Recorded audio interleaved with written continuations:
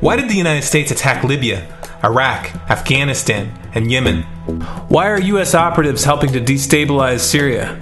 And why is the United States government so intent on taking down Iran, in spite of the fact that Iran has not attacked any country since 1798? And what's next? What are we headed for? When you look at the current trajectory that we're on, it doesn't make any sense at all if you evaluate it based on what we're taught in school. And it doesn't make any sense if you base your worldview on the propaganda that the mainstream media tries to pass off as news. But it makes perfect sense once you know the real motives of the powers that be. In order to understand those motives, we first have to take a look at history.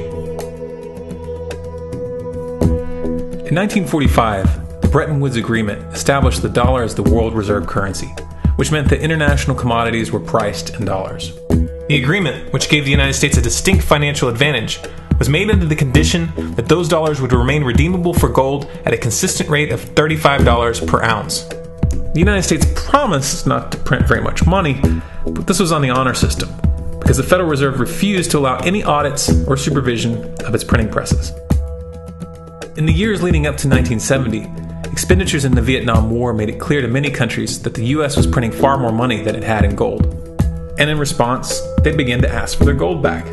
This, of course, set off a rapid decline in the value of the dollar. The situation climaxed in 1971 when France attempted to withdraw its gold and Nixon refused. On August 15th, he made the following announcement. I have directed the Secretary of the Treasury to take the action necessary to defend the dollar against the speculators. I have directed Secretary Connally to suspend temporarily the convertibility of the dollar into gold or other reserve assets, except in amounts and conditions determined to be in the interest of monetary stability and in the best interest of the United States. This was obviously not a temporary suspension, as he claimed, but rather a permanent default. And for the rest of the world who had entrusted the United States with their gold, it was outright theft. In 1973, President Nixon asked King Faisal of Saudi Arabia to accept only US dollars as payment for oil and to invest any excess profits in US Treasury bonds, notes, and bills. In return, Nixon offered military protection for Saudi oil fields. The same offer was extended to each of the world's key oil-producing countries, and by 1975, every member of OPEC had agreed to only sell their oil in US dollars. The act of moving the dollar off of gold and tying it to foreign oil instantly forced every oil-importing country in the world to start maintaining a constant supply of Federal Reserve paper. And in order to get that paper, they would have to send real physical goods to America. This was the birth of the petrodollar. Paper went out, everything America needed came in, and the United States got very, very rich as a result. It was the largest financial con in recorded history.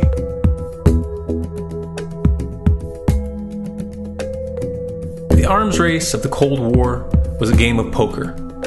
Military expenditures were the chips, and the US had an endless supply of chips. With the petrodollar under its belt, it was able to raise the stakes higher and higher, outspending every other country on the planet, until eventually US military expenditures surpassed that of all other nations in the world combined. The Soviet Union never had a chance. The collapse of the communist bloc in 1991 removed the last counterbalance to American military might. The United States was now an undisputed superpower with no rival.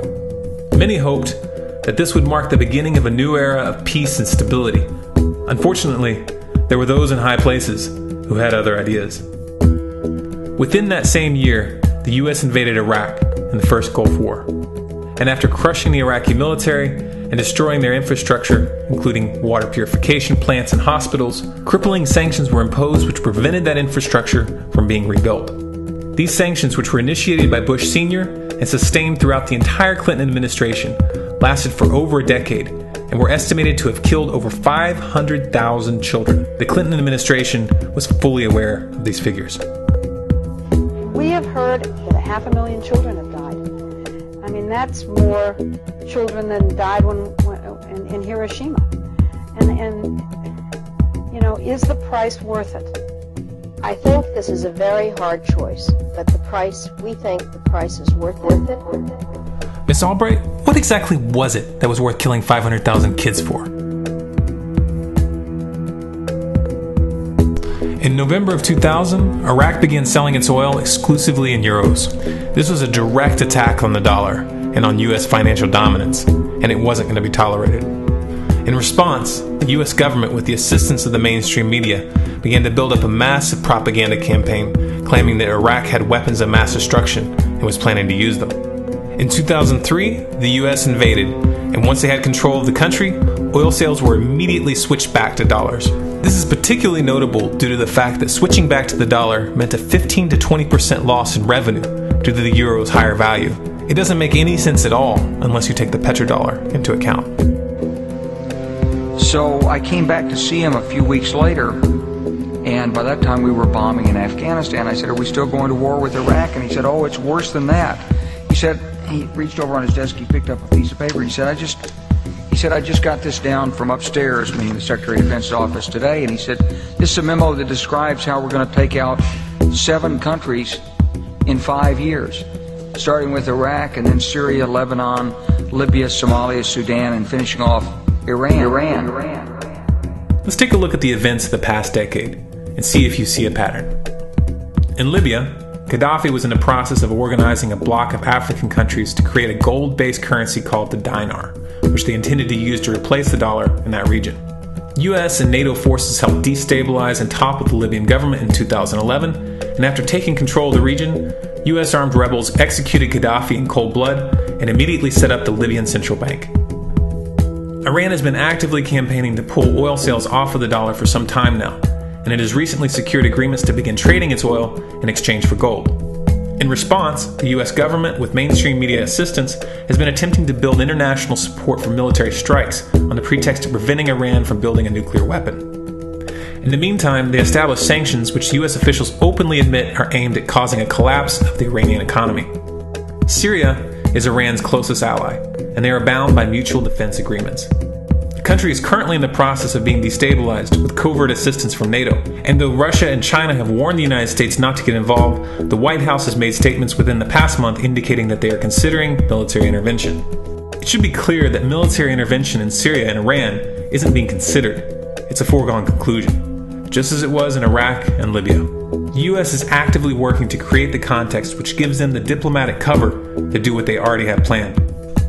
The motive for these invasions and covert actions becomes clear when we look at them in their full context and connect the dots. Those who control the United States understand that even if a few countries begin to sell their oil in another currency, it will set off a chain reaction and the dollar will collapse.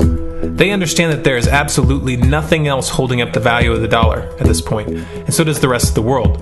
But rather than accepting the fact that the dollar is nearing the end of its lifespan, the powers that be have made a calculated gambit. They have decided to use the brute force of the US military to crush each and every resistant state in the Middle East and Africa. That in itself would be bad enough, but what you need to understand is that this is not going to end with Iran.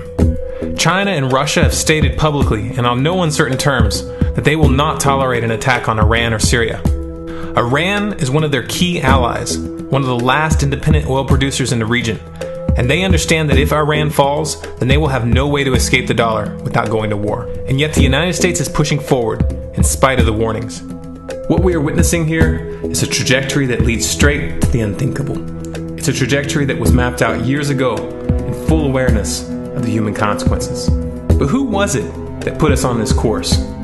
What kind of psychopath is willing to intentionally set off a global conflict that will lead to millions of deaths just to protect the value of a paper currency?